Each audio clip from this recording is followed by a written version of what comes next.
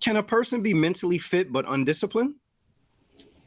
Oh, that's a great question. Because I feel like there's kind of like a correlation, right? Yeah.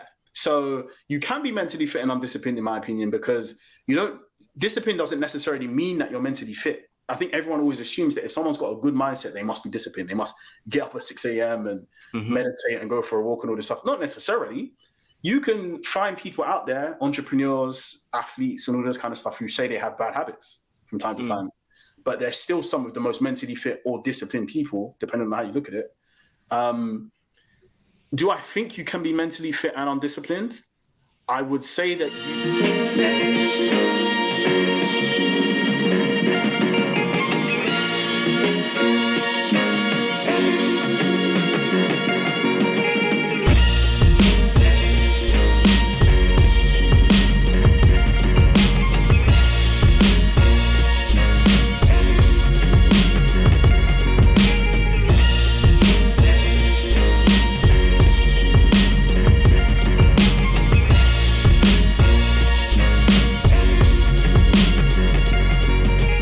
we have a very, very, very interesting interview, an interview that I'm excited for. We're going to have Tor Abrams joining us. He's from the UK. He was featured on TEDx, and he does a lot of speakings about mental fitness. He speaks about anxiety. He speaks about a number of concepts that I think are really interesting to people. So I'm excited to have him. We're going to bring him in, and we're gonna get to right to grilling him and picking his brain. Tor, welcome to the show, man. Man, don't grill me too hard, man. No. Look, I'm excited to have you because I think that, on most of these podcast platforms, and we do it also too, we have a number of music guests that come on, whether it's rap artists, R&B artists. But one of the things that we really pride ourselves on as a platform is that we speak to entrepreneurs, we speak to people that are active in the community, we speak to people that are app developers. We just like having conversations with people that have information to share. So, researching you and watching your videos and everything, and looking at some of the different things that you talk about, I'm like, this is a perfect fit. This is gonna be a great discussion. So I think the best place for us to start with this is kind of how we start with everybody else. So what led to you deciding to become a motivational speaker? And tell us a little bit about yourself, how you got to where you are. Yeah, good question, man. So truth be told, I didn't really choose to become a speaker as much as speaking kind of chose me. And I know that sounds like a cliche, right? You hear people say stuff like that all the time. But really what it was, at school, so this is like when you're like 16, 17, 18, I had to get the grades that I wanted to go to my university, right? Which I think is college for you guys. Right? I didn't get those grades, and I didn't realize at that time that not getting those grades had a knock-on effect that meant that when I would then go to college, first of all, I didn't get into the college that I wanted to. Secondly, I would apply for jobs, and the jobs that I was applying for, this is 2-3 years later, would say, you didn't get the grades back then, so we can't let you in now, right? Right. And that's the same rule of thumb here. So you need your grades in order to move forward. Listen, and it does you so wrong, right? Yes, so sir. The thing for me was, I said, look, surely not. Like, that can't be the end of it for me. I can't just not get what I want because there's one blocker there, right? Even though it's a big blocker, I need to figure out a way around it. So I used to do all these different kinds of things to just improve my lifestyle, just to improve my job prospects. I was just trying to self-improve every day just to make myself more of a good candidate, right? I didn't know I was doing it for myself. I was just doing it to just get my money. And as a result of that, I ended up doing some really cool things, managed to get a really good job working at Google straight out of university, which is like, for me, was like an amazing achievement because I don't know anything about tech. I still don't know anything about tech. So, what were you doing at Google? I was doing sales there. Okay. Oh, okay. Cool. Yeah. So I still do sales to this day, but I kind of landed myself in that tech space. And that was all just a result of me just doing these different types of motivational type things for myself. I was just grinding. And then as a result of that, people then started reaching out to me and saying, hey, Tor, how did you do this? Like, how did you land a job in that place? And I just told people my truth. I just told them, look, it wasn't because I was super smart, because I'm not. It wasn't because I work harder than anyone else, because other people definitely work harder than me. It was because I specifically chose to push myself in things that most people wouldn't push themselves in. That's what it was.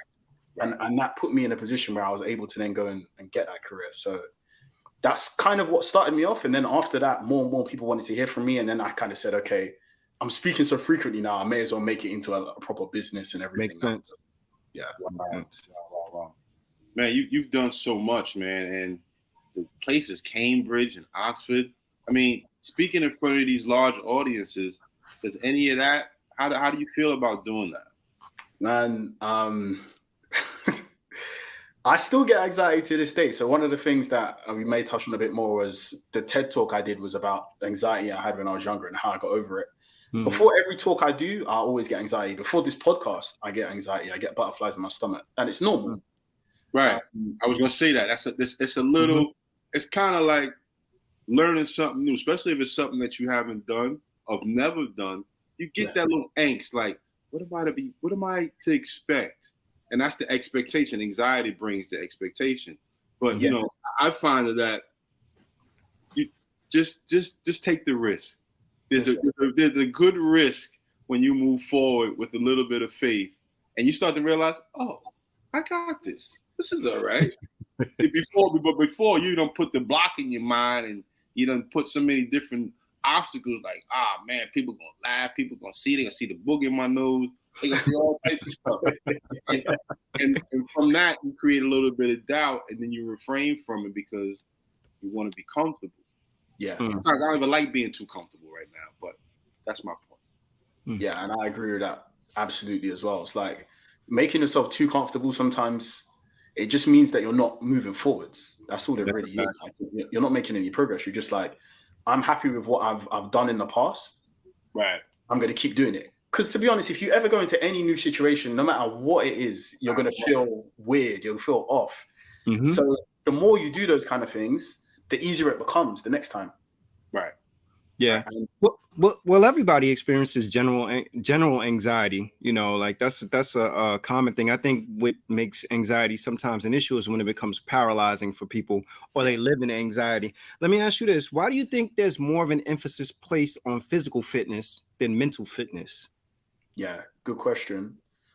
Physical fitness is external, man, and like, let's be honest about the world we live in. Like, everybody wants the external thing. Like. So you see me here, I'm sat here, I'm wearing a shirt, right? When I'm chatting to you guys, it's 10 p.m. in the UK and I'm sat here wearing a shirt. The reason for that is because I do sales, and I've had sales calls just before this and I haven't changed since. Okay. If it was up to me, I would just be selling in like my gym wear. Right. Like, I would just wear, whatever I just want to wear, chill. But because people view you based on how you look, how you present yourself, I have to wear a shirt whenever I go to a business meeting, right? Mm-hmm. Same thing goes with if you see a guy pull up, outside the club, for example, he pulls up in a Lamborghini or, some expensive supercar or something like that. You have an opinion about who he is as a person. Right. And the same thing goes with physical fitness, because physical fitness tends to lead to you getting a good body or a good shape or whatever. And that's something that people can see visually. And that's the first way they draw the impression. People tend to put more of an emphasis on that. Right. So you'd even find that a lot of I don't know if you two guys use Instagram. Well, of course you do use Instagram, because I know your podcast is on there. Mm-hmm. But you'll see that there's a lot of people on there that are like fitness influencers and things like this, and they've got great bodies and they can take great photos of themselves and things like that. But inside them, they're no better off than the average person. Mm-hmm. A lot of them maybe are more depressed than the average person because they haven't taken any time to fill that mental gap. They're just focusing on physical. And that's where that's why people put more of an emphasis on it. Is it right? Is it wrong? I can't really say, because I've not seen a world where everyone puts more focus on the mental side, but people tend to put more of a focus on physical.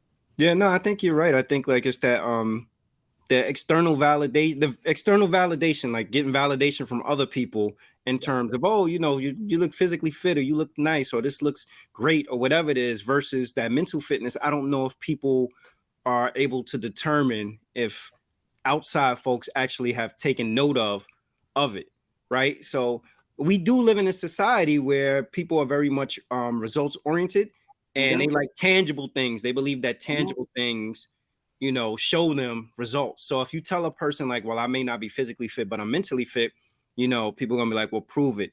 How do you quantify mental fitness? Right. Yeah.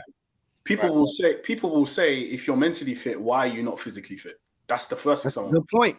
Yeah. That's a good point. And that's the thing, that all comes down to their perspective and their opinions, and I think that's just down to how we're raised, really. Like, everything that's put in front of us is always, the external is more important. And for me, again, because I've got into the career that I've got into, working in sales, for example, I see this all the time, man. Because salespeople make big money, and people love to show off their like Rolexes or their cars or all this kind of stuff. And, man, a lot of you people, like, I've seen you people, you people drink to make yourselves feel good every day, but on the external side, you'll be doing stunting for everyone. Like, so it's a crazy world, man. I think it's the subconscious versus, or the conscious versus the subconscious. Your conscious mind is pretty much your five senses: your taste, your touch, your seeing, your hearing, and we get inundated by that. We get stimulated by that, and that's the reason why we want to see these tangible things. But what we don't realize is that it's the subconscious mind that's doing all the work.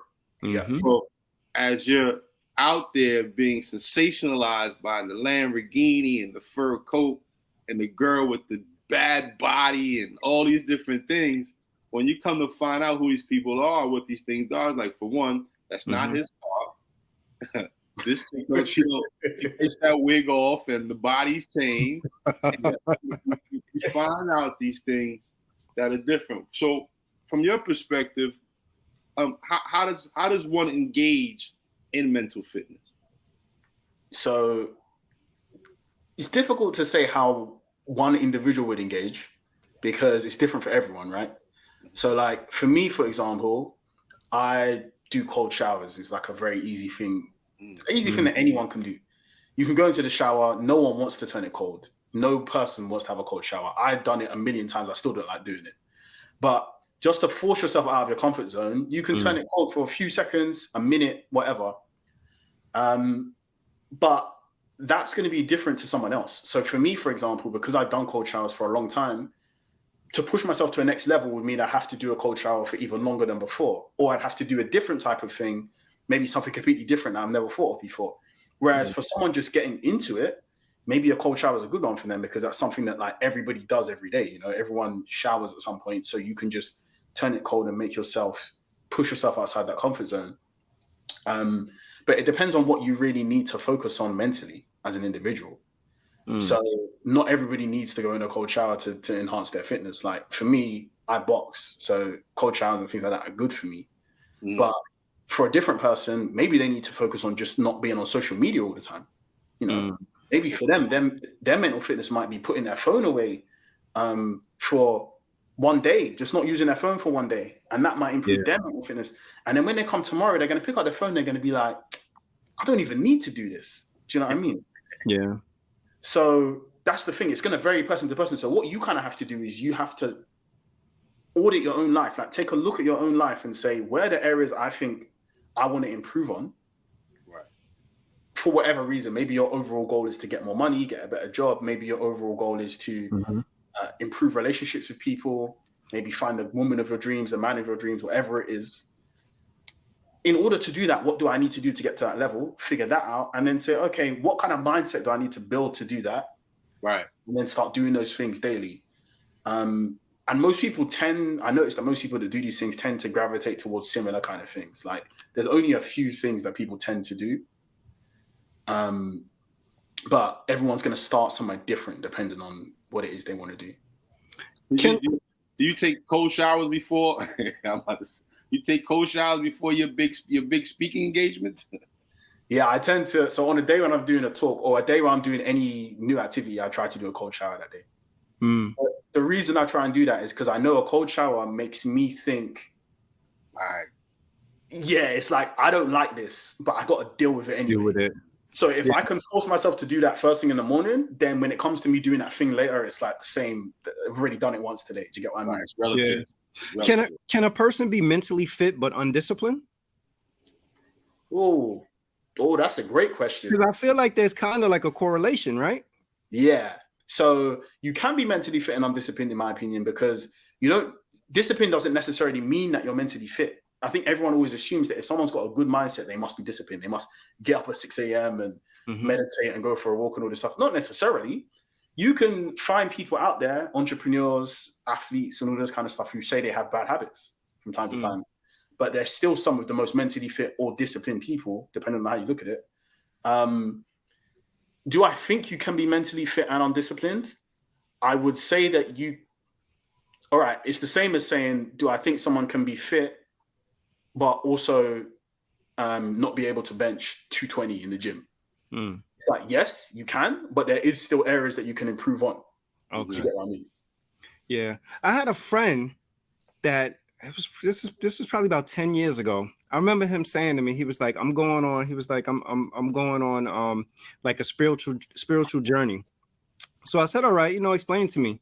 He was like, yeah, I'm gonna go to India, and I'm going to almost like this compound where he was like, I'm gonna be locked in on a compound, and I can't speak for it. Nobody can speak to anybody for a week. And I was like, 10 years ago, I was like, well, why would you want to do that? And he was pretty much saying, like, you know what, like, I want to be more in tune with myself and my thoughts and move away from distractions and things like that. And he did it. And I remember when he came back, I was like asking him questions, and he said it was probably like 30 people. And I think he said only 10 people out of the 30 people were actually able to accomplish it, that there were a lot of people that they couldn't go for that period of time without talking. So I think about something like that and what you're talking about in terms of mental fitness. And I'm like, yeah, there is, I think, like this need for us to kind of push ourselves, right, and train ourselves. And one of the things that I've seen in terms of a shift over the years is that when I was growing up, we would have games like Simon. You ever seen Simon, where it had the color thing? You push the colors, it would ring, like it would show you blue, you push blue, it would show you blue, green, you got to push blue, green. Yeah, you had things like that. You had things like Tetris. You had like memory games where you flip pictures and you had to remember where they were. And to me, those were games that were designed to help encourage mental fitness. But for some reason, the gaming industry, and not only video games, but board games also, have seemed to kind of move away from that a little bit. What do you attribute that to? So, do you know what? I would actually somewhat disagree. So I would say that I think video games and board games, they still do encourage mental fitness. Okay. But the issue is that they're addictive. Basically, I used to play Call of Duty every day, and we'd get a team together and think strategically and tactically. Now, that's a good habit to get into, is being able to think in that way, because that's what's going to take you through life, right? Especially getting a group of young men together, figuring things out, thinking of how we can build businesses and how we can achieve goals, right? That's okay to do for maybe, a couple times a week or for 30 minutes a day or whatever. But what video games have got people doing now is they're addicted to it. Like, they're playing games like 12 hours straight. Right. All these kids are being born with video games. They've not experienced the real world first. They've experienced video games first. Facts. And they don't spend much time actually out in the real world. So that's the problem. It's not the game. The actual games teach some good teachings, fact that sometimes you fail in the game, you have to be able to figure out how to accomplish goals. Right. But if you're doing that all day and you're not accomplishing any goals in the real world, then what value is it really adding at the end of the day? No, I get what you're saying. The team building aspect, the problem solving, conflict resolution, things like that. I could see how it could be helpful. I do think, though, that video games can be addictive, and I think that people do get sucked in to video games and spend a lot of time on video games, and it paralyzes them from being able to move forward. One of the things that I think that video games has eliminated, and this is something that as I've gotten a little bit older I'm starting, even in my own life, to try to be more conscious of, is just mindfulness, right? Mindfulness in a sense of just being present. So recently, I've been fortunate enough to go on like a couple of different vacations. And one of the things that I'm finding myself doing as I go on vacations, where people will be like, well, that's odd, is I take less pictures than before I would take. And part of the reason why I take less pictures is because I want to actually experience where I'm at and enjoy where I'm at. We live in a society where most of the time everybody got a phone in their face. Everything is a photograph, or everything is a phone call, a text, or whatever it is. And I think that part of that has to also do with people's inability to kind of be with themselves. Right. So to me, like, just the whole aspect I feel around being present and being mindful also contributes significantly to mental fitness, because if you could sit your phone, and I've heard people who have homes like this too, that they come home and they sit their phone in a basket and don't touch their phone again until the next morning when they, you know, I haven't gotten there yet, but I think that if you can get to a place like that, could you imagine how much time that you would have to actually be able to devote to your loved ones? Could you imagine how great that would be in terms of creating boundaries and things like that? But for some reason, I feel like we all, you know, that's another thing that's on a continuum that takes people a period of time to get to a place where they can actually make those concessions. Well, you know what's funny? You know what's funny? Pardon me, but you know what's funny, Shy? You say that. Just a short period ago, we didn't have phones. I was just about to say this. And we didn't even communicate that. We waited till you got home to receive a phone call. Mm-hmm. You know what I mean? And it's just for those that, let me just say, born from 1980 and below. You know what I'm saying? Anybody that remembers payphones and, you know, the moment where you had to wait for a phone call to get home, or even, you know, when you got home, your parents didn't even let you use the phone more than an hour. There's a reason for that, because the distraction and the time that you were using talking about probably nonsense wasn't the important thing to do. The most important thing to do was to know something about yourself, focus on being present, so that you be aware of the environment that you're in. Like you said, Shai, you stop taking pictures. You want to be present. You want to take in the environment that you're in, because it's outside of the environment that you're used to. You know what I mean? And you're adding that context to yourself. Absolutely agree with the point about, it wasn't very long ago we didn't have phones. We didn't, or at least we didn't use phones. That idea of coming home and putting your phone away was pretty normal for everyone. Like, what's your phone in your hand for? Right. And only recently, see, the thing with the phone trap is it's tricky, right? Because you guys do your own business, I do my own business, and you know that most business happens through your phone or through your laptop. You need to have some level of engagement with that thing in order to make a living for yourself nowadays. True. Right. Now, that's a good element of it, but then the trap is that it's only ever 2 clicks away from you being on Instagram scrolling mindlessly, right? So it's like, you may be on the phone to someone talking about a business deal, and then afterwards you come straight off and you spend 30 minutes, you know, mindlessly scrolling on the internet or whatever. And it's being able to draw that disconnect is what's most important, which, again, I personally haven't figured out either. I'm not the best at this. In fact, the next mental fitness type thing that I'm trying to do is detox from social media completely. Yeah. But hard for me, man, because going back to the point that Shannon was making about going on vacation, I vlog when I'm on vacation. So I'm literally the guy who always has his phone out filming things. Yeah. And I had to tone it down from, I used to vlog, take videos, and then also talk as well. Like, and narrate the vlog. And I had to tone that bit back because I was like, look, man, I'll be on a holiday with my girl, and like, she wants to enjoy it and I want to enjoy it too. So let me just record the stuff now, and then I'll record it later or something. But even just little things like that are just little fixes that can help move away from that being addicted to the phones or being addicted to social media. But it's tough. I'm not gonna lie to anyone. That's a really tough one, because the phone has benefits as well. It's not just like it's all bad. That's why it kind of. Yeah. Speaking of benefits and piggybacking off of, you know, putting the phone down, maybe not having access to a phone, what do you think were the benefits of the pandemic? If there were any benefits from a mental health standpoint? I know a lot of people, there was a lot of lives lost, there was a lot of changes, a lot of fears, a lot of people lost their job. But I also think there's a flip side to having that downtime and not having access to the things you were so comfortable with using, that it gave you the time to pick yourself apart and be like, well, damn, what am I going to do now? Yeah, I think 2 things. So the first thing is that people weren't able to do anything, so they had to find other ways to entertain themselves that was slightly different. So, for example, I don't know how things were over there, but over here you were able to go outside once a day for like a walk or something like that. And the parks were more full than they'd ever been before, because people actually started going to parks for the first time. I was one of those people, right? We couldn't even go to the park. Yeah, I never used to go to the park, because I grew up in a time when, like, if I wanted to exercise, I go to the gym. Or if I wanted to speak to someone, I would chat to them on the phone. There was never a need for me to go to a park, ever. But actually, during that period, I couldn't exercise in the gym anymore. So I had to go run around my park and maybe do pull-ups or something like that if it was allowed. Yeah.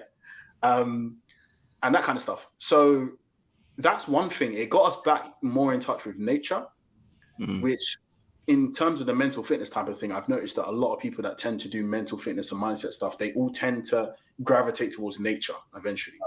You know, whether that be just going to the park once a day or going for walks, or whether it be moving to a place where there's beaches and things like that. When people start to cut back on the kind of mental junk type of things and start to get more mentally fit, they always tend to end up in nature. That's a trend that I always see. Right. And I think that's because, you know, outside of technology, what else did you have? Technology is what grooms us into the world that we become. You know, microwaves, cell phone. I mean, telephones turn to cell phones, computers. All these technological things remove us from sitting at the beach, sitting under a tree, sitting at a park, walking in grass. You know, kids play a lot of video games. I remember I would go outside at 7 o'clock in the morning, first kid outside all the time. You know what I'm saying? To the point where I'm outside all day. I didn't want to come inside. Yeah. You know what technology has given us, though? Technology has given us, which to me is a bad thing, is instant gratification.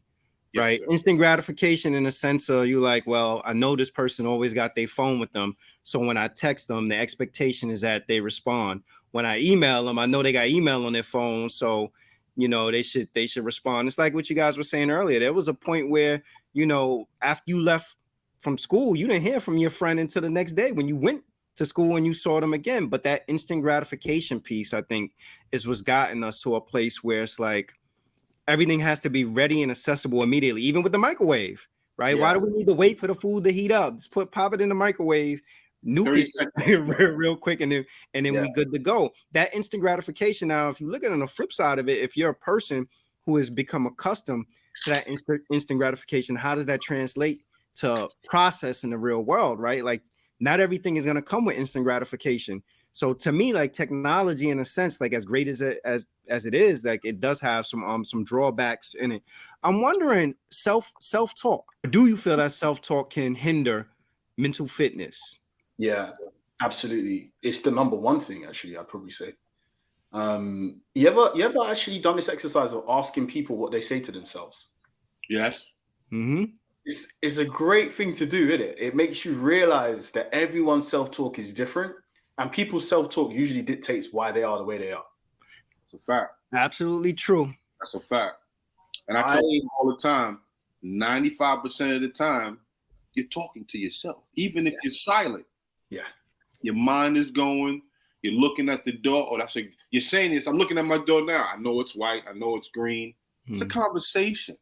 Yeah. You know what I'm saying? And I used to ask myself, well, what is that's hearing as I'm talking? You know what I'm saying? Because I hear myself, although I'm not saying anything. But that's just it. You know what I'm saying? So I tell my kids, tell my wife, to anybody else that's walking, even though you're talking to me, talking to yourself, bro. Yeah. So be very careful of the conversation that you have. But you can go ahead, elaborate. Yeah. No, that's 100% agree. I was talking to my boxing coach. He's had a ton of fights. I can't even remember how many, but he was explaining what he thinks when he's in the ring, what he's saying to himself. And like, great analogy. The mindset is just, there's no way you could lose when you're thinking like this, because you're thinking about winning. Like, right. He's saying stuff like, you can't touch me, I'm too quick, I'm too strong, blah, blah, blah. And that's what's going through his head. And when you listen to the guys like Ali talk and say stuff like that, they would say the same things.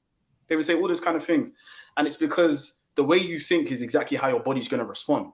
So going back to when I had anxiety when I was younger, I did a lot of research into it, because luckily I was around the time when Google was decent. Kind of search things up. There wasn't as much information as there is now, but there was like enough. Right. And I would research about like, oh, what causes it, blah, blah, blah, blah. And I realized that what was happening is there's a certain point in your brain that takes on all the self-talk that you're having and then causes you to make a response, your body to make a response based on the conversations that you're having. And that response is known as a fight or flight response. You might have heard of this saying before, yeah? Of course, yes, Yeah. And the concept is, if your body is responding negatively to something, it's either going to put you in a state where you're ready to fight or where you're ready to run, which is flight. Mm-hmm. That's exactly what anxiety is. It means that I'm scared now. I don't want to go into the situation. So I'm either going to have to fight to survive or run. And if you're choosing the run option, that's when you start to get nervy and you start to get butterflies feeling. So that's what I was suffering from. I'm going to add on to that because just recently, well, I've been dealing with kidney disease for the last 12 years. I went through 2 kidney transplants, right? One of the things I've learned during that period is there's a gland in the doctor system that sits on the kidney called the adrenal gland. Yeah. Every time you're in a fright or flight situation, there's the adrenaline and cortisol that comes out of that gland. Now, what that chemical does when you're in flight, if you ever notice someone getting chased by a dog, are they ever caught? Because the adrenaline that comes out of the cortisol, out of the adrenal gland, the adrenaline and the cortisol is the extra boost. That's like a rocket fuel that allows you to climb a tree, climb a fence, climb a wall, dip on a dog. You know what I'm saying? But if you're in that fear and you're not using it, you can see someone get unfortunately you can see someone get shot. You can see someone in a car accident, paralyzed. You can see someone fall off a bike, and that might you feel that like damn. Not that you're in fear, but you kind of feel that your body's responding to that response and building chemicals in your body that if you're not using it, it turns toxic. Yeah. And that toxicity end up harming you. And I tell people all the time, and this goes with thought, because if you're in fear all the time, that means your adrenal gland is working overtime. And it's wearing you out. So a lot of times you feel fatigue and you even climb those stairs. How am I tired? Then you get lazy, and then it starts to compound and all those different things. And it's funny that you mentioned that because I've been paying attention to that, how I think. And over the years, just living in New York in the area that I grew up in, I walked around in fear, bro. I'm not even gonna sit here and hold you. You know what I'm saying? Whether it was on my block, in my neighborhood, you had to watch. You don't even know if cops are coming, who's coming, what's gonna happen. I'm like, man, I've been living like this. Yeah. Time, man. There's a question I had that related to that. But to your point, that's that fight or flight situation is serious, bro. That self-talk too, also, I think in terms of like even like with people's health, like, like those, you need those daily affirmations, and I feel like a lot of times people don't realize that self-talk can actually manifest itself into something negative for you. Like if you walk around all the time talking about, damn, I know I'm gonna lose this job. Damn, I know I'm gonna lose this job. It sort of becomes like a self-fulfilling prophecy. Like imagine going into a job interview and like, there ain't no way I'm gonna get this job. There ain't no way I'm gonna get this job or whatever. Like I don't think people realize the power of words and how their words translate to actions. And I think a lot of folks create mental barriers as a result of self-talk. Like they tell themselves all the wrong things that prevent them from progressing in life. Yeah. And that's school that does that to people. Because school, when you go into there, the teachers are always telling you what you did wrong. It's very, very rare that someone comes to you and says you did everything right. Wow. I think that it may not be an Einstein quote, but I vaguely recall an Einstein quote where he went to a board in front of some of his students and he was writing mathematical equations, and he did 1 × 1 = 1, 2 × 2 = 4, 3 × 3 = 9, and he went all the way up. And then eventually he got 9 × 9 and he wrote the wrong answer. He was meant to write 81, but he put like 18 or something like that. And everyone started laughing at him and saying, look, you're wrong. And he's like, well, I got all these other ones right. And then too, yeah.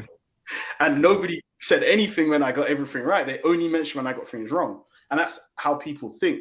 So for me, what I feel anyway, and this is just, I'm someone who is not opposed to the school system. I think the school system is a great idea, but I personally think that the school system could be managed a lot better, because I know that there's a ton of people that could have absolutely smashed things if school was managed a bit differently. The school system does that, man. It instills fear in people and makes them think things like, I'm going to go into this exam and I'm going to do badly because the teachers have told me I'm going to do badly the whole year. Or, you know what, I don't like authority because I always used to get in trouble when I was at school from my teachers, and just little things like that then play out throughout your whole life. And because you've been having that self-talk. Whereas what a teacher should really be doing, in my opinion, is they should be showing children how to speak to themselves in the correct way to get a positive response. That's the absolute best thing a teacher can do. You can teach me maths, that's fine. You know, I could learn maths from the book. I don't actually need someone to show me. I can do that. But if you could show me how to think for myself and think in a positive way, that's going to benefit me way more throughout my life. Then I'm doing a lot more things. Yeah. All those things that have been told to us and have been instilled in us play out like in our subconscious, right? So we've developed this level of hyper vigilance around all these things as a result of the subconscious. What is it that we could do to get people to bring the subconscious to bring the subconscious to the conscious, to be more aware of it? Because at the end of the day, like, I don't know if you guys have ever heard of, I think I shared it with Rob before, Johari's window, that concept, right? And Johari's window, you know, like, this is the Reader's Digest version of it. It's basically, you know, it's a theory that says that, you know, there are things that we know about ourselves that we don't share with the world. There are things that others know about us that they may share with us. There are things that others know about us that they don't share with us. There are things that we share with people. So the whole theory basically says, like, there's some level of awareness that we have, but there are blind spots that all of us have that we're, you know, unknowing about ourselves. And I think that the people who tend to be successful are the people who have the ability or find a way to kind of tap into that subconscious, that unknown, and make those things known and become conscious of it, and use that level of consciousness to actually formulate a plan to how they go about their day-to-day in life. Yeah. This is a great point. So I hadn't heard of it called Johari's window before, but the similar concept is known unknowns and unknown unknowns. And it's the idea of there's certain things you know, but there's certain things you don't know. And then there's certain things that you don't know. How would you ever know that? So to answer your question, honesty, in my opinion, is the absolute foremost thing that someone can do to improve their life ASAP. And the reason I say that is because you have things that you know that other people may not know about you. And you know that these are maybe negative things. Maybe you have some kind of addictions or some kind of things that you've put to one side or swept under the rug that maybe you know you could do better on. But you need to, first of all, be honest with yourself before you can be honest with anyone else. So you need to be able to look in the mirror and say, this is something that I want to solve. I'm going to focus as much as I can on solving this. And a really easy way you can do this is by having that conversation with yourself and then going to a loved one or a friend or a peer and saying to them, hey, look, I'm trying to work on this thing. Can you hold me accountable, kind of thing? Right. That's a really easy way of doing it, because at that point they know now. So now it's like, it's no longer a thing that only you knew about yourself. Now someone else knows. So it makes you accountable. Right.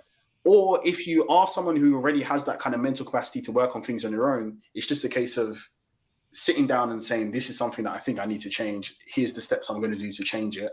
Right. You may have some slip-ups. It may not be a straight road. One of the things for me is, I don't think there's anything wrong with you trying to change a habit, but failing a few times before you actually get there.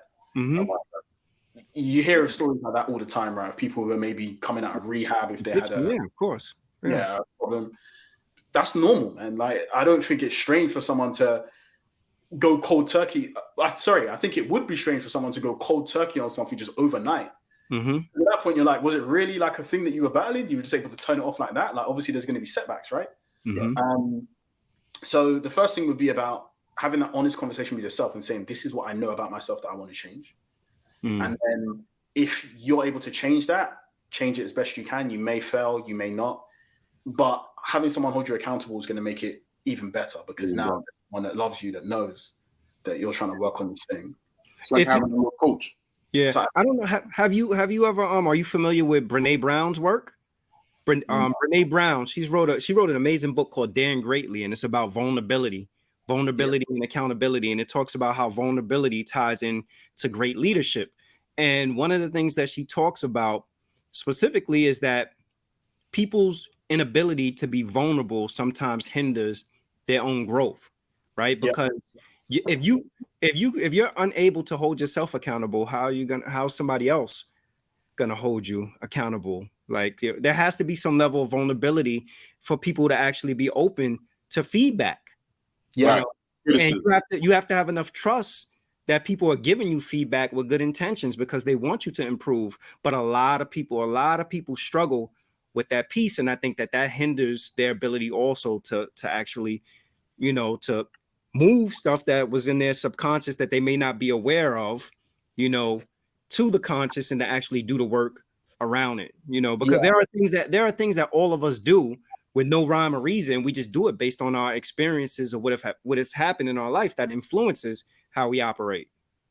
Yeah. And on the vulnerability piece as well, I think a lot of people today are told that vulnerability is a sign of weakness. Yep. Yeah, which is a common one. And I understand where it's come from because there's a time and a place for vulnerability. I think that what people think is they think all vulnerability is bad. And people do this with a lot of things. They take one statement and then they say, okay, that must be bad under all circumstances. A negative connotation to it. Yeah. So vulnerability, there is certain situations where it will make you seem weak. You know, like I said, I box, right? I know if I go into the boxing ring and the opponent sees that one of my legs isn't working, that's a sign of vulnerability, right? That's a sign of weakness. They'll take advantage of that. But when it comes to something like trying to work on improving yourself, like you're saying, you have to be vulnerable in those situations. You have to be willing to say, I am okay with feedback, whether it be negative, positive, whatever it be, I'm okay with that. Because that actually isn't vulnerability. That's strength, if anything. Right. Yeah. Or as a leader, you have to have the ability to say, you know what, I don't know, or I don't have the answer. Yeah. Or like some people feel compelled that they have to know everything and have the answer for everything. Is that the ego? Is that the ego stepping in and be like, I don't want to hear nothing you got to say? Yeah, that's the ego. But at the same time, that ability to say I don't know needs to be somewhat earned though, as well. I think is another mistake people make. So if you're a leader and you've accomplished great things, 99% of the time you've been able to do the right thing, and then there's one time where you say, you know what, I don't know, people will respect that more. There'll be people that are willing to come to you to try and help you solve the problem because they're saying, you know what, you've done good all these other times, and this is the one time that you don't know. So we're not going to, you're not perfect. No one's perfect. We're not going to shame you for that. Right? Instead, we try to figure out how we can help because you're the right person. If you don't ever know though, you're incompetent. Yeah. That's what I'm saying. If you don't ever know, that's different. But it's like you should know what you should know. And then there's other things that maybe there's no way you were going to know it. Yeah, like I do, like I said, if you ever get a chance to just check out like some of her work. I think she did a TED Talk too, Brene Brown. She wrote Daring Greatly, and she does a lot of work around vulnerability. Like she's very, very, very good. Can you talk a little bit about the concept of infinite human desire and how you believe people should actually manage infinite human desire? You really did your research, man. That's what we do on this podcast. We dig deep, Tor. Yeah, man. Infinite human desire is, it's pretty self-explanatory, right? Every single human being has desires that go on eternally. So whether that be a desire for money, whether it be a desire for power, food, fame, nothing is ever enough. So let's say you go to the fridge right now, right? You go to eat something, it tastes good.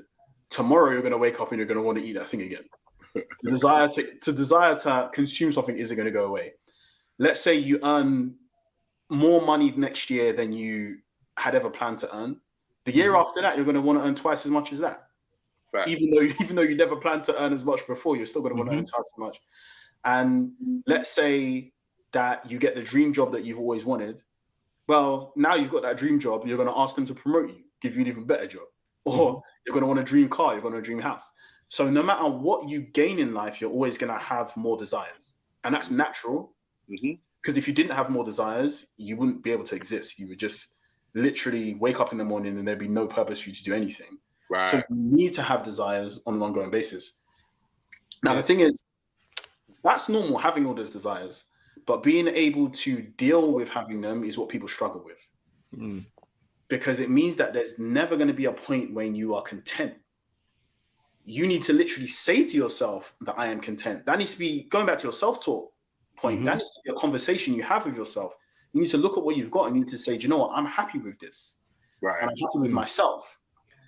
And then the flip side of that as well is that you can think in terms of infinite desires, right? So when your life is on an upwards trajectory, you're thinking of desires getting more and more and more as I get more and more stuff. But it's the opposite, right? You may also have situations where you have a lot of things that you wanted, you may lose all those things.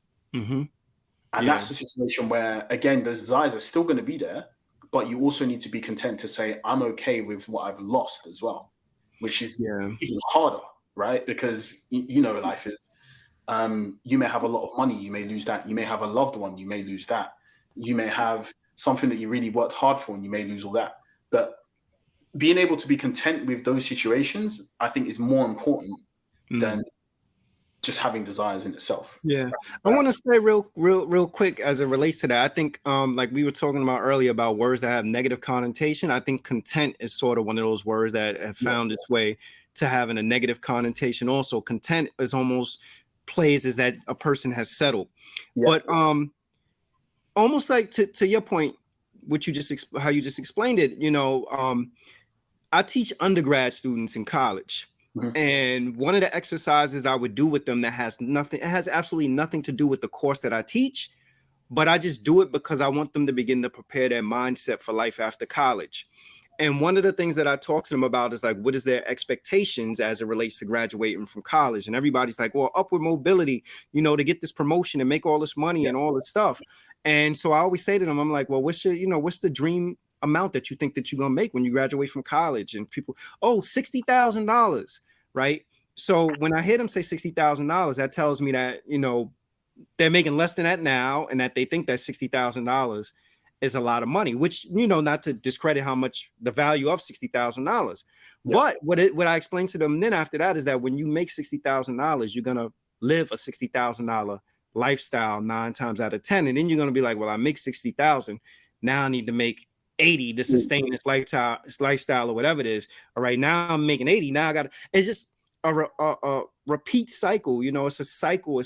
It goes on. And I think that a lot of people don't really understand that these things are like internal concepts in terms of happiness and, you know, being content and things like that. Like if you look for external things to give you happiness and to make you content or whatever it is, that's fleeting. Like, you know, when I was younger, my parents, you know, I was fortunate enough that my parents, you know, they would buy myself and my siblings Jordans, video games, or whatever it is. And I think because I had this experience at a young age, I realized that my happiness didn't come from them, you know, because I would get these things and then a few days later, I'm like, yeah, the game is corny. I need this now. I want this, I want that, or whatever. So at a young age, I began to actually conceptualize and say to myself, like, you know what, my happiness, how I feel about myself, how I feel about the world and life can't be linked to these objects. There has to be there has to be something else, you know, and it's not this outside thing. Maybe it's about the experiences. Maybe it's about the process, right? Maybe it's about my my ascension of going from a point of where I made 30,000 and then now I made 60. Like maybe the happiness comes in that, right? That I've went from making 30 to 60 and I could be happy about that. Not the fact that I earned $60,000. And I think that that concept is very difficult for people to grasp. And what I find is I think a lot of people struggle with happiness and trying to be able to sort of decipher, okay, so what is it that actually makes me happy, right? Because you see it all the time. There are people who have millions of dollars, you know, or they're children of celebrities who have millions of dollars, and sadly they end their own lives, you know, because they have some form of depression or they're unhappy or whatever it may be, you know. So I think when we link monetary things or items and stuff like that to happiness and fulfillment, that it's just not something that's sustainable. It starts to wane, man. You can't attach happiness to tangible things because happiness is not tangible. Yeah, it's not something to touch. You know what I'm saying? It's not something that you can see, and you be doing yourself a disservice buying items, buying cars and jewelry. Look, you know what I'm saying? Trying to acquire these things, of happiness, which is usually in our desires because we want these tangible things and we think that they'll make us happy, and they don't. Yeah. Really don't. One more point on the happiness piece as well, which is I don't think you can even attach happiness to happiness itself. So it's fleeting. It comes and goes so fast. That's life. Like being able to experience both happy and sad is part of life. That's what life is about. You want to experience the sad days so that those happy days feel even better. Exactly. So I'm always worried about being happy. Like I'm gonna be sad because I'm always worried about being happy. Do you know what I mean? I need to just accept that some days are better than others. Some days it rains outside. Some days it's hot. You know what I mean? And if there was no sad, how could happy exist? Yeah, exactly. It's both. It's like polarity, man. How cold you want it, how warm you want it. You know what I mean? Yeah. So similar to yourself, Shannon, I speak to students, as you know, and undergrad students, and I try and teach them that same thing. I'm just like, look, there's going to be bad days. You're going to have down times, but what you need to do is get used to being able to deal with those times, because then you're going to be even happier when you actually do come out of it, and you won't stay down. That's what you don't want. You don't want someone to get sad and then stay sad, because that's known as depression, right? When you're continually sad. You want people to be able to deal with those things as they come, rather than telling everyone that life is going to be perfect once you've got that dream job, because that's not true. That's just not true. It's not true. So how does one overcome limiting beliefs?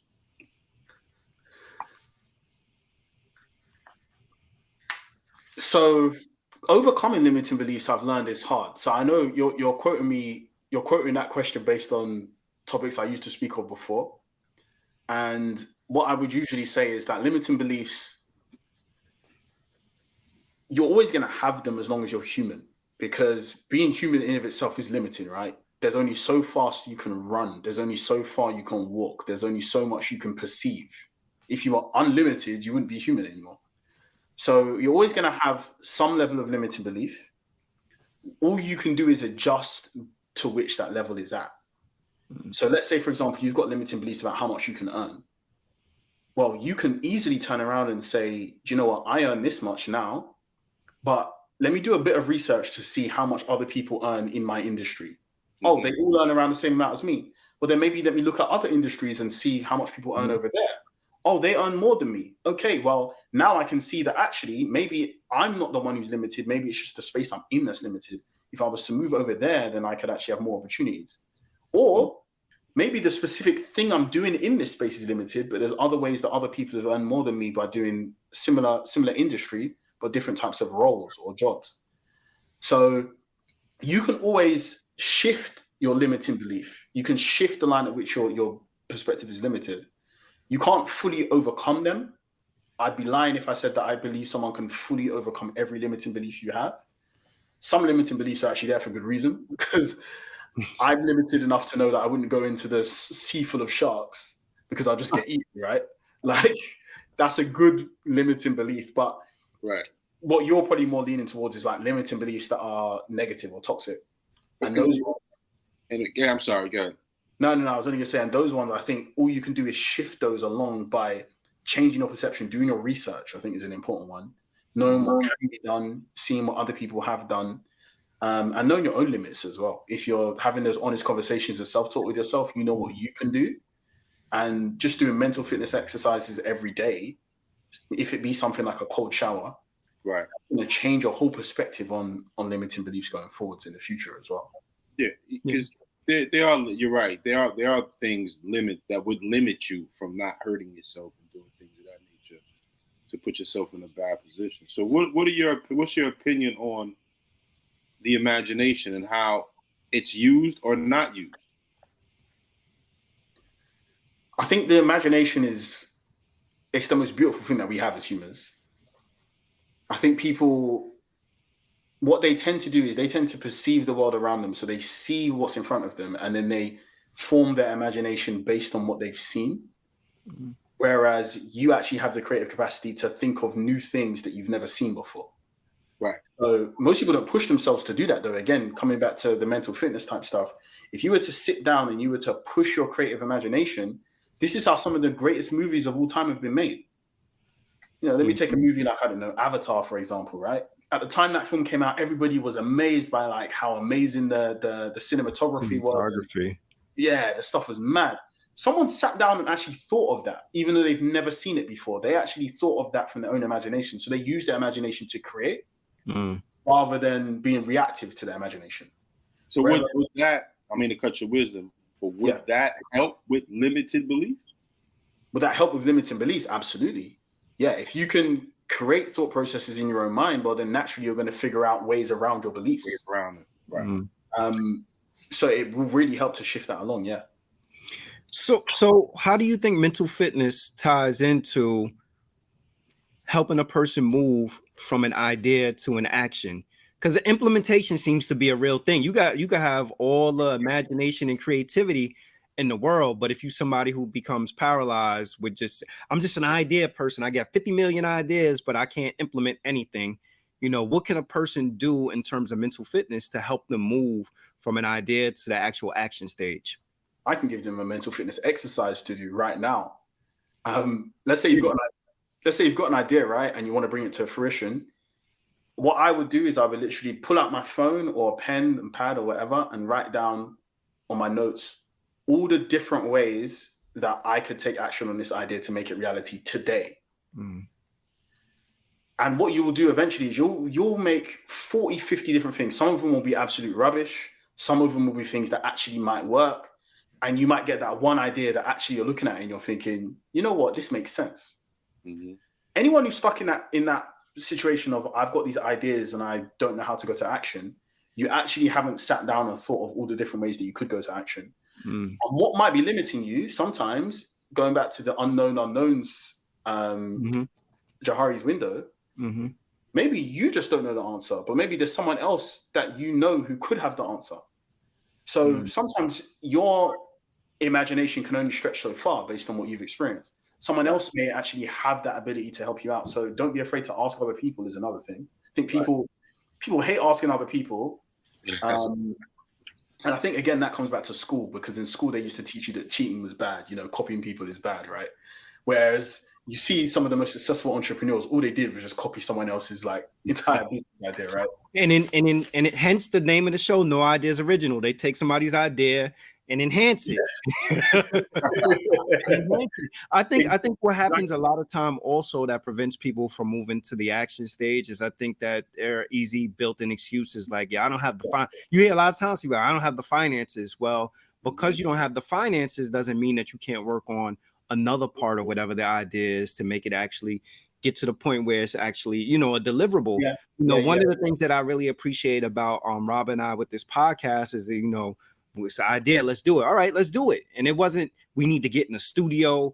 We need somebody to give us $10,000. We need to go out and purchase all this equipment. No, we'll come into my basement. We'll sit down. We'll come up with our topics. We'll be our own producers. We'll do our own editing or whatever it is, because we wanted to actually move into the action stage. And I think a lot of times people get paralyzed so often with the ideas. Like, when I have all these ideas, this is what I potentially could do. This is what I want to do, but they never quite take the next step to bring those ideas to fruition. Fear is paralyzing, man. It'll freeze you up every time because the fear of the unknown is like, how am I going to do it? And I always tell people, man, don't worry about the money. Don't sit there and say, I don't have, because once you repeat that to yourself, you won't have it. The self-talk goes back to the self-talk. I tell y'all this. I go to a dispensary here in Connecticut, and because I was officially got a dispensary card, I go to the dispensary, get medication, whatever the case. And I'm watching all these people going in. I'm like, I wonder what would it be like to have a grow farm?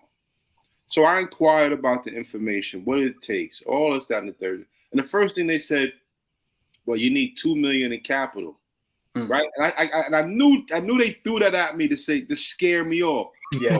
I was worried about $2 million. I got that. Yeah. That's exactly what I told myself. You're not going to take the idea that I have and have me throw it in the trash by me worrying about money. Yeah.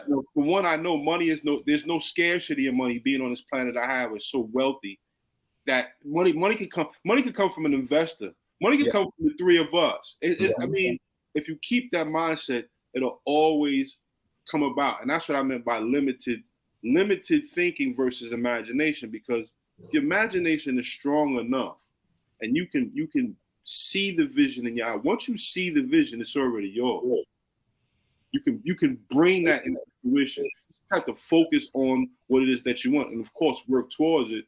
And trust me, you'll get an investor, somebody you meet at damn Starbucks or something, hear you over talking about something like, hey, you know what? I know a guy X, Y, and Z. Before you know it, you got camaraderie there, and things start to marinate and start to mesh. Yeah. That's the point.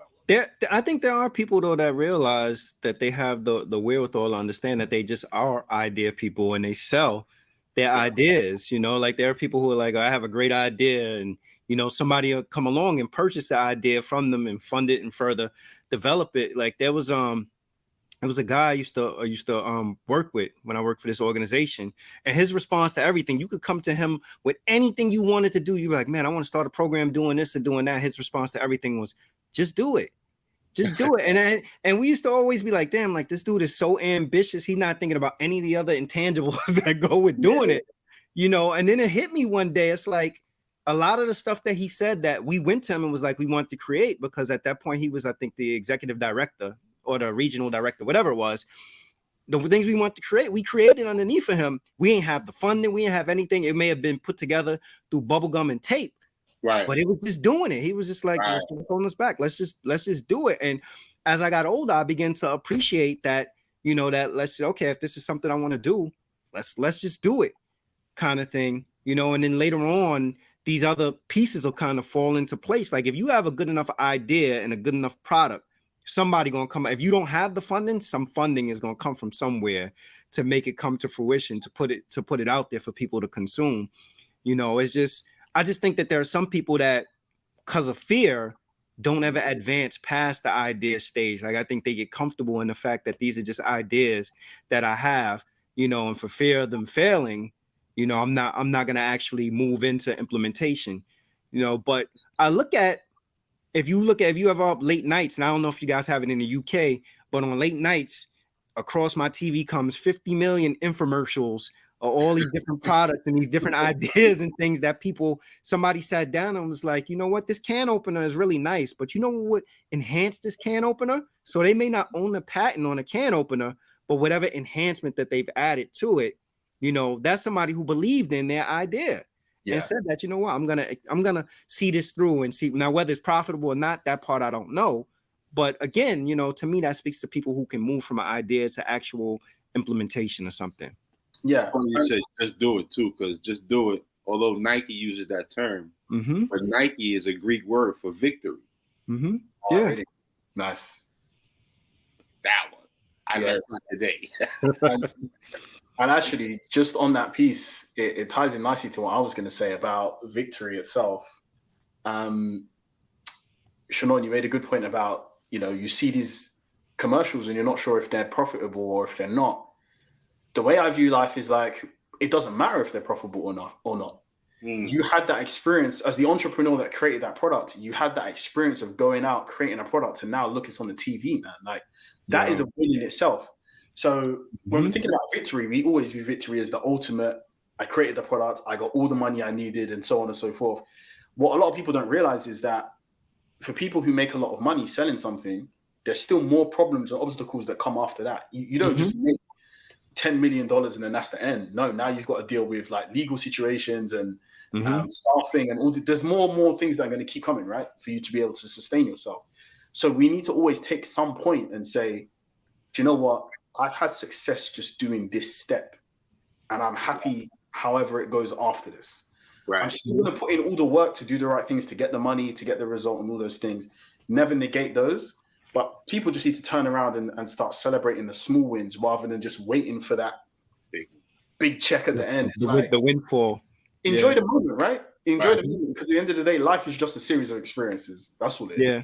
Oh, what you're talking about is self-actualization. Like, you know, like for people, I always tell Rob this, like, man, I see a lot of the movies on Tubi and Amazon Prime and stuff. And I look at these movies and I'm like, they're not the greatest quality, but somebody sat down, wrote a script, had a camera and was like, I'm gonna make a movie. They made a movie. And if that was me, just to see my movie on that platform, I'd be like, Rob, I made a movie. I made a movie, you know. And it's funny that was the goal. And that was the goal. Yeah, it's funny you say about like this small victory stuff, because at that same organization when I was working there, you know, I had a number of different people that reported to me, and we would go in to meet with the funders. And, you know, early on, we would get into like these heated debates with the funders around like the deliverables, the results that they wanted as a result of the programs that we were implementing and stuff like that. So I started training the staff that were underneath me to understand and say like, okay, what is it that you would like to accomplish by having this meeting that's going to make you feel some level of satisfaction, right?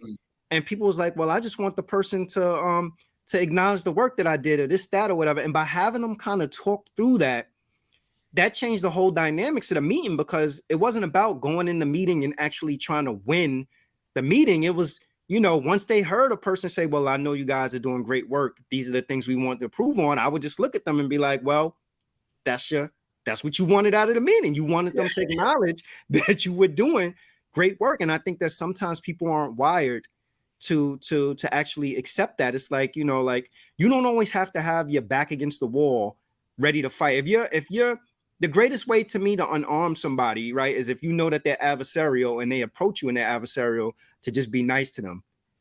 Because people are so geared up for a fight that if they see that you're like, nah, I'm not approaching you from an adversarial standpoint, a lot of times it throws them off guard. They're like, wait a minute, what is this? I expected for there to be some level of conflict or something like that. So again, like just to tie this up and come back around, like that piece around self-actualization, like the fact that, you know what, my right-handed can opener is on the infomercial, or my movie that I put together that I filmed off my iPhone, my movie is on Amazon Prime or whatever it is. Like those are the small victories that we have to take from and have enjoyment, you know. And then maybe the next step is figuring out, how do I get somebody to fund it on a larger scale or whatever it is. Right. And the mistake is assuming that the person whose movie got funded more than yours is happier than you are, or is a better movie, or it's a better movie. All these things, they're all intangible things, right? There's no way of doing any of these things. So that's the thing of why people need to hold themselves accountable for their own contentment and how they feel about things. Because otherwise it's just going to be this endless loop of I'm not good enough. And I'm someone who struggled with this, right? I've done a lot in my lifetime that when I say what I've done to other people, they're like, wow, how have you done all that? And then there's times where I doubt myself. And I'm looking at myself like I've not done, you know, I could be doing so much more. I've not done enough. So that just goes to show that there's no such thing as one size fits all. It's not like just because you did this, you should be happy. It's like you are responsible for how you feel about what you've done. And other people can't come along and tell you your movie's better than this guy's or worse than this guy's, because what does it really mean at the end of the day? It's your movie. If you thought it was good, then it's good. I mean, my comeback, if it was me, I'd be like, but my movie was on, where's your movie? Yeah. show me your credits. Show me your movie. Like that in itself, I think we've become so conditioned that we minimize like things that these are major accomplishments. Like you shot a movie, and there are people that they'll shoot a movie on a budget of like $5,000 or $10,000. That you look at it and you be like, all right, I see why it costs $5,000 or $10,000. But then you could watch a movie that had a budget of $5 million or $10 million, and you'd be like, worst movie in the world. You see the credits, you see all those names at the end, and it's like, and this movie. What did those people do other than get a check? Yeah. Right. So it just, you know, I don't know. I don't know if it's society, if it's us that we've conditioned ourselves to look at these things and don't accept like this as an accomplishment. That's what it is.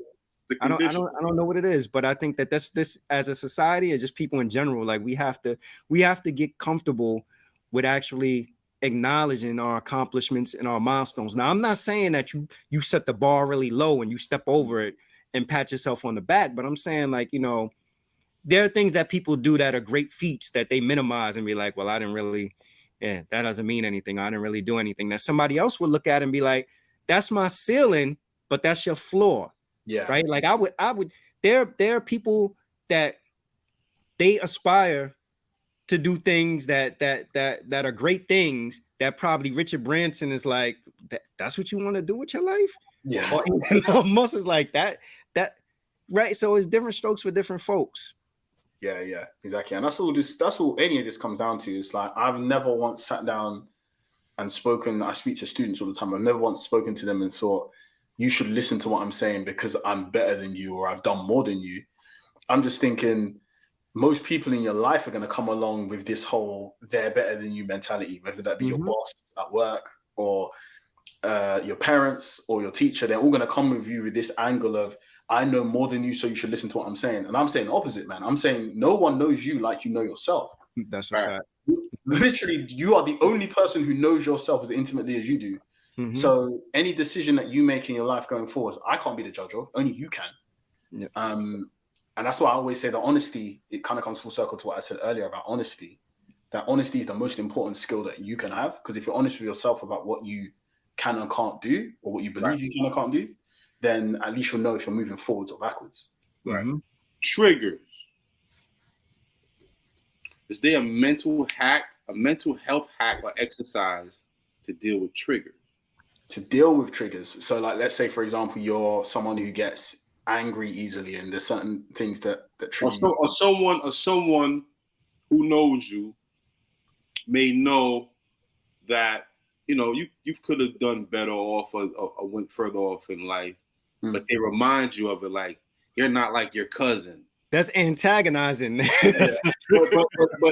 it triggers the person. It triggers the person to feel like, here we go again. Yeah. Why you gotta bring that up? Why you always gotta bring that up? You know what I'm saying? Is there a mental exercise when faced with that to be like, boop, stop that? Yeah. So, and this is a common thing that happens to a lot of people, like especially in Black families, right? You may get other family members who say you should have done this or you should have done that because there's a high expectation placed on us. Right. You know, my answers are always internal. I never look externally, so I never look at the other person. What a lot of people will say is you should cut that person off or something like that, which I've always thought is, you can do that, but I thought that that's like a last resort. Like I'd rather solve it myself first than trying to cut them straight out of my life. Right. So I was look internally and say, why does what they're saying affect me? Is it because I think that particular thing is true? Because if it's a complete lie, right, it's no different to like when your friend makes fun of you and it's a joke. Like you won't feel any type of way, you just laugh it off. But if someone's saying something that's hurting you there, that's actually because you feel that is something that maybe you should have done better or something that you've got kind of. And then ask yourself that question of, why am I attached to this thing? Is it because it's something that I believe I could have done better? Or is it just because it's something that was a big part of my life, something like that? And then you can choose to go one or two ways. Either you can choose to resolve it. Like, let's say, for example, there's some particular thing that you said you were going to start and you never started. Maybe now's the time to start that thing because it's still obviously hurting you. So maybe still yourself. Right, I got you. Or maybe it's just a thing of, I made a mistake once and I can't undo that mistake and it is what it is. I would have that self-talk and that self-conversation with myself to say, I know that thing that I did wasn't the best, but at the time, that was the decision I made and I live with it. And I just take all the consequences that come with that. Right. Nice. And I think that's all people can do. It's a difficult thing to do, probably one of the most difficult things to do, but to accept your flaws and forgive yourself. Accept your flaws. It's all you can do, man. Like there's nothing else really that you can do other than just like let it eat away at you. Right. Accept it and move on. Yeah. Well, Tor, we know you gotta go, but before you leave, tell everybody where they could listen to you at. Give out all your social media if people want to get in contact with you. Good thing. So, cheers. So I've got 2 YouTube channels. So the first one is called Tor Talks. That's where all of the talks that I do at universities or any other type of place, they all go on that channel. There's going to be some new content coming on there soon. So I haven't uploaded there in a little while, but I'm doing a lot more stuff at this moment in time. So you're going to see some big things. Nice. And then I've got another channel, which is more active at the moment called Tor Imagination. Ooh. That's a vlogs channel. So I travel around the world pretty much. And you're seeing all the different locations I travel to and all the different activities I've done, like scuba diving, snowmobiling, climbing pyramids, things like this. So all that stuff is over there. Okay. Nice. Well, Tor, thank you for joining the podcast this evening. We appreciate you. We are especially tuning in from UK. I think you're our first international guest also. Yes, sir. Across the pond, bro. Hopefully, I represented the UK folk well. Absolutely.